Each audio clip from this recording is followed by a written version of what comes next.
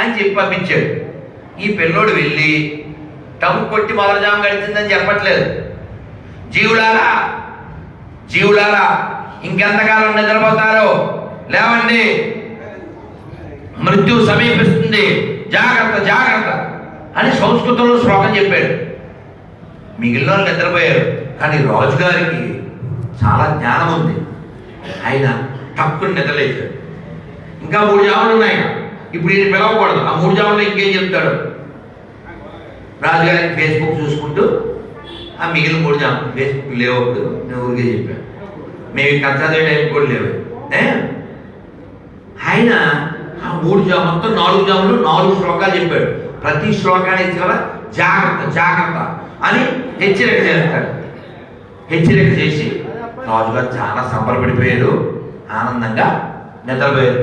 తేలిగా లేచాడు, సభ తీర్చాడు. ఈవిడ ఎవరు? ఈ వేశ్య అతనితో చెప్పుడు కుట్టుకునేవాడు. పిల్లోడు పుట్టాడండి అని చెప్పగానే, ఒరే ఒకే నియమం, నువ్వు కానీ నీ భార్య కానీ వాడి చేతితో ఏమి ఇచ్చినా తీసుకోవద్దు, అక్కడ పెట్టమని చెప్పు. మాకు చిన్నప్పుడు మా నాయనమ్మ మీద బీపీ వచ్చేది, కానీ అర్థమైంది ఆవిడ ఎందుకు ఆడబెట్టాలి. మా అమ్మ ఎదురు ఇచ్చి పంపితే అక్కడ పెట్టి ఏంటి ఆడబెట్టేది, మేము మనవాళ్ళం కదా అనుకునేవాళ్ళు తెలిసావు. కానీ కథ విన్నాక అర్థమైంది, నేను మీకు అర్థమవుతుంది.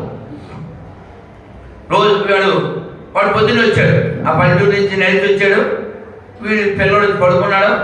పొద్దున్నే 10-11 అయిన టైంకి బొట్లు వచ్చాడు. ఏమన్నా గొప్ప ముందుకు ఏమన్నా పోలీసు వస్తే భయం కదండి. వీడు అలా వెలుమోహంలో చూశాడు. రాజుగారు మిమ్మల్ని పట్టుకురమ్మన్నాను. రాత్రి మీ అబ్బాయి చదివాడు కదండి. అదే నేనే చదివాడు అన్నాడు. ఎవరు చదివాడో సీసీ ఫుటేజ్ చెబుతాను రా అని పిల్లల్ని వాడిని పట్టుకుపోయారు. రాజుగారు అన్నారు, మన రాజ్యం ఎంత గొప్పదో చూడండి, మనకి సమయం ఎంత అవుతుందో చెప్పే చెప్పులు కుట్టుకునే వాడి కొడుకులో కూడా పాండిత్యం ఉంది బాబు, ఆ శ్లోకాలు చెప్పు అన్నారు. మన పిల్లవాడికి వచ్చుగా వాడు 4 శ్లోకాలు చెప్పాడు. అందరూ కర్తార్థం చేశారు, ఆనందపడిపోయారు. రాజుగారు మరి పెద్ద హ్యాపీ అయిపోయాడు కదా రాత్రే. అందుకని 7 పిలిచాడు, అంబాలి మీదకి ఎక్కించాడు. ఆ పిల్లవాడికి సన్మానం చేశాడు. ఓ ప్లేట్ నిండా బంగారం, వజ్రాలు, వైడూర్యాలు దండిగా ఇచ్చాడు. ఏముందండి, వెనకాల జనము, కేకలు, గోళ, పూలు, పళ్ళ. అంబాలి ఏంటండి అది సంబరం. అలా ఇంటికి వెళ్ళిపోయాడు. ఇంటికి వెళ్ళాక దింపారు, ఆ 7 మంది దింపారు. ప్లేట్ వాడి చేతిలో ఉంది. వాళ్ళ అమ్మకి ఆశ్చర్యం. ఆ పిల్లోడు అమ్మా అమ్మ అన్నాడు. ఏమిటో మా ఇంటికి ఏడుగు రావడం ఏమిటి, పిల్లోడు ఏమిటి, సన్మానం ఏమిటి, ఆవిడ అబ్బురంగా చూస్తుంది. గబగబా వాడు దిగాడు. అమ్మ అమ్మ రాజుగారు ఇచ్చారమ్మా అని ఇచ్చాడు. మా నాయనే అని ఆ ప్లేట్ పట్టుకుంది. ఎప్పుడైతే ఆ తల్లి ఆ ప్లేట్ తీసుకుందో ఈ పిల్లవాడు మరణించాడు. ఏమన్నా సంబంధం ఉందా? ఇప్పుడు అర్థమవుతుంది. ఫ్లాష్ బ్యాక్, రింగులు తిప్పండి. ఏమిటా రింగులు అంటే, మనకి తంగిరాల వారు ఉన్నప్పుడు రింగులు కూడా ఉంటాయి. మళ్ళీ నన్ను వేసుకున్నారనుకుంటారు ఆయన. ఎందుకంటే మాకు చిన్నప్పుడు 2 తెలుసు. ఏమిటవి? పంచాంగాలు. ఒకటి నేమాని వారు, రెండోది ఇదే. అవే తెచ్చేవాళ్ళు. సరే, మొత్తానికి ఇంతకీ ఏంటి ఫ్లాష్ బ్యాక్? ఈ పంతులు గారు మంచి యంగ్గా ఉన్నప్పుడు నదికి వెళ్ళేవాడు. మరి ఉపనయనం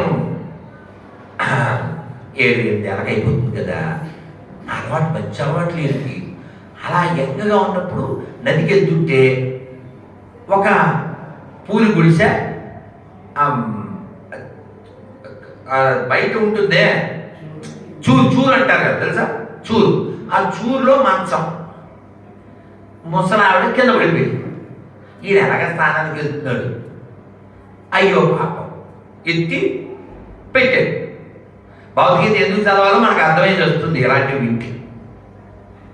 ఎత్తిపోయి ఏమైనా తప్పు చేశాడని ఏమన్నా తప్పు చేశాడా? మంచి పనేగా, చప్పట్లు కొట్టారు. కానీ ఇక్కడ జరిగిందో తప్పు. ఆయన కావాలని చేయలేదు, ఆయన కర్మ. పుణ్యానికి పోతే పాపం అన్నట్టు ఎత్తి పెట్టాడు.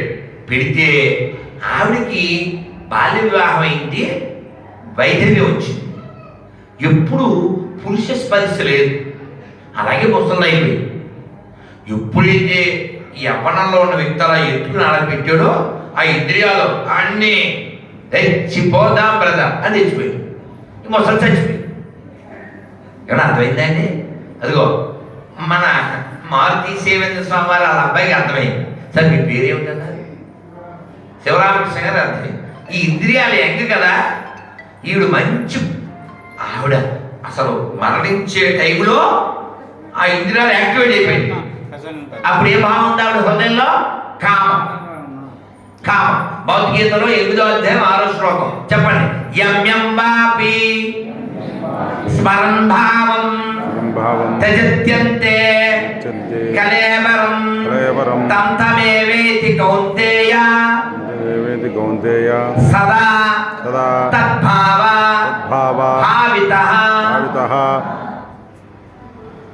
ఎవరికైనా అర్థం తెలుసా? వద్దు అడగండి. మరణ సమయంలో నీకు ఏ భావం కలుగుతుందో నీకు అదే జన్మ వస్తుంది. ఆవిడకి ఏ భావం ఉంది? అనుభవించు రాజ. అది స్వామి అక్కడ. ఈ అనుభవించాలంటే ఏది బెస్ట్ జన్మ ఆవిడికి? అందుకని ఆవిడ ఏమై పుట్టింది? వేసిగా పుట్టింది.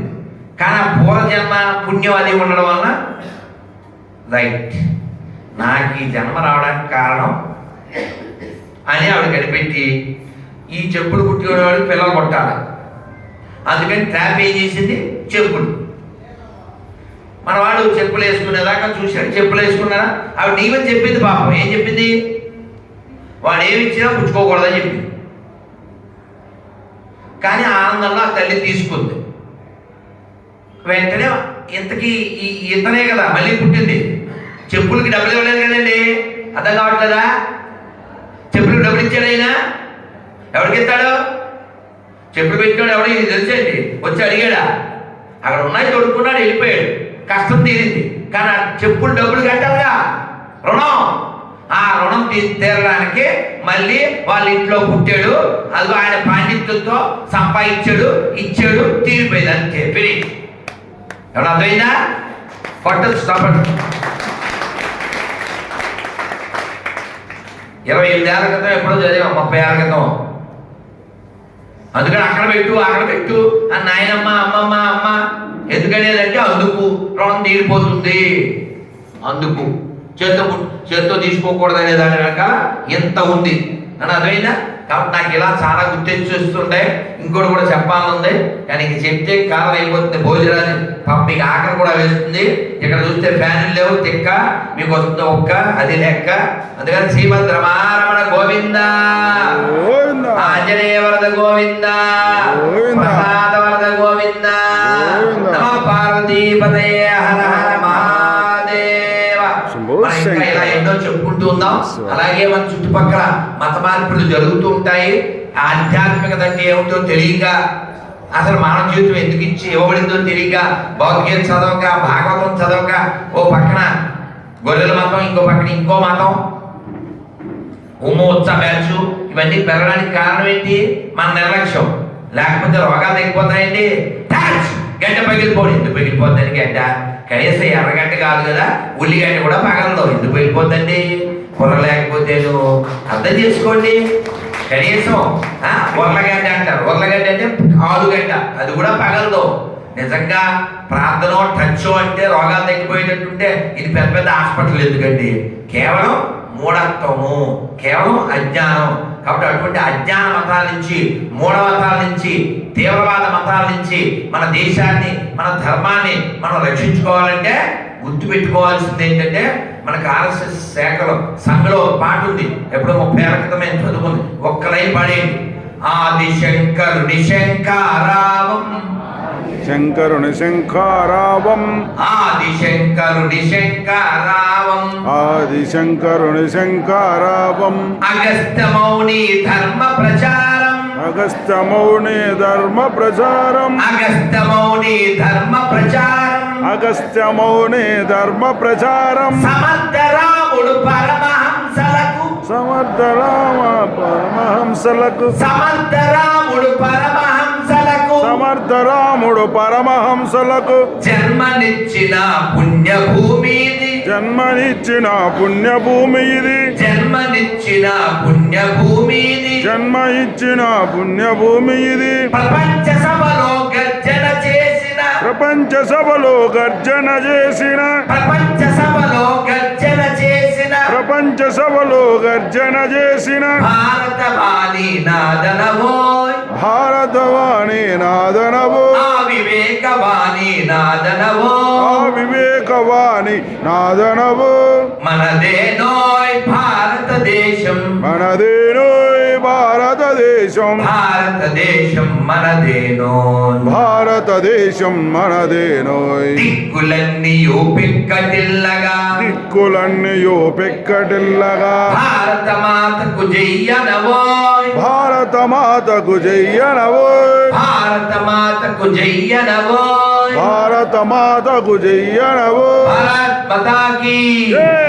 కాబట్టి మీ పిల్లలకి దేశభక్తి దైవభక్తి కలిగి ఉండేలా పెంచండి. అలాగే 6 బలాలు మనం ఎప్పుడు పొందాలి. బలం లేకపోతే మన దేశంలోనే మనం శివాజీ జయంతి జరుపుకోలేము, శివరాత్రి జరుపుకోలేము, దీపావళి జరుపుకోలేము.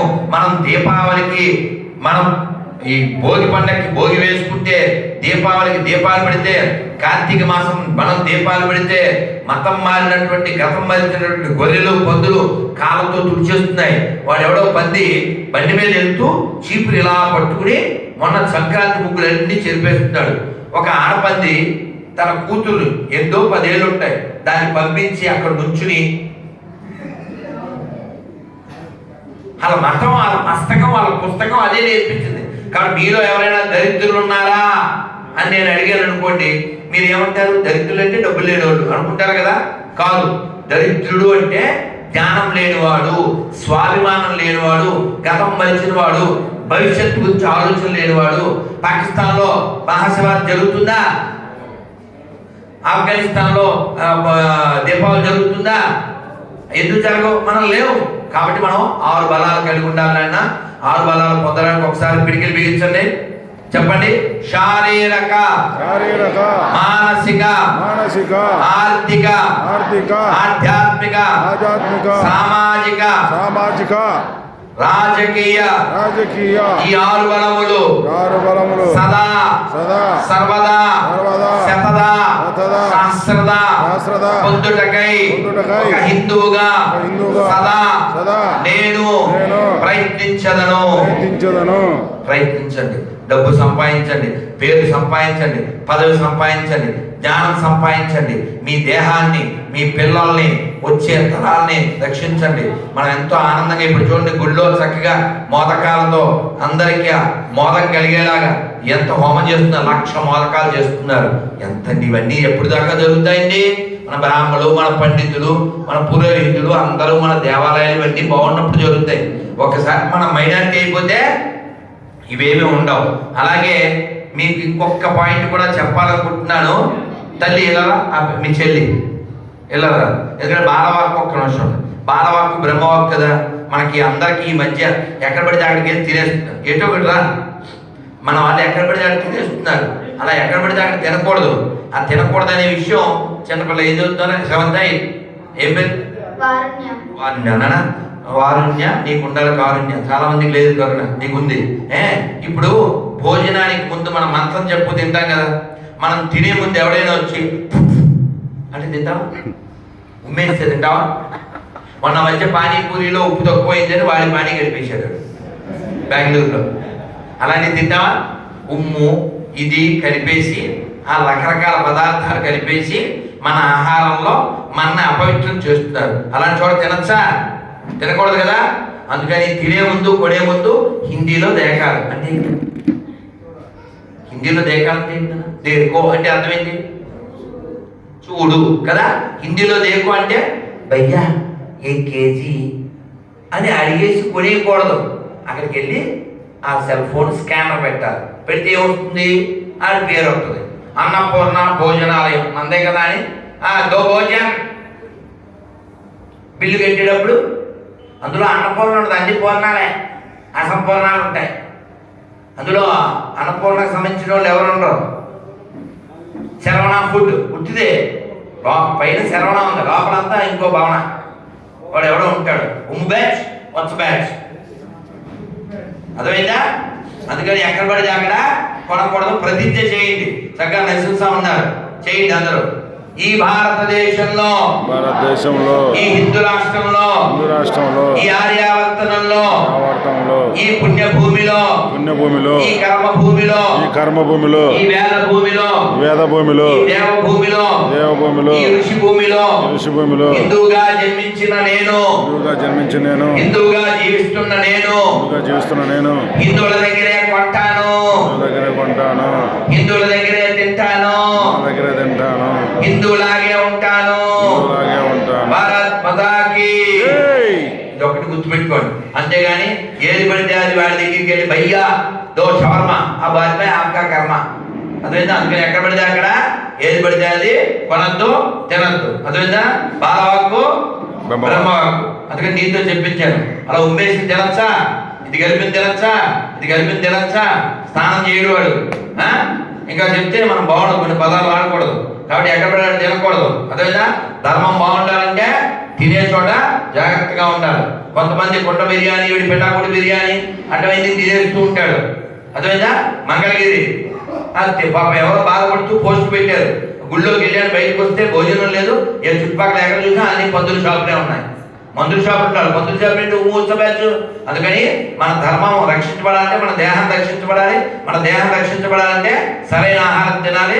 అది గుర్తుపెట్టుకోండి. ఎక్కడ పడేవాళ్ళు కొనకండి, ఎక్కడ పడితే తినకండి. భారత్ మాతాకి మరొక మంత్రం చెప్పేసి నేను ముగిస్తాను. అందరూ నమస్కారం వదిలిపెట్టండి, కళ్ళు వేయకండి.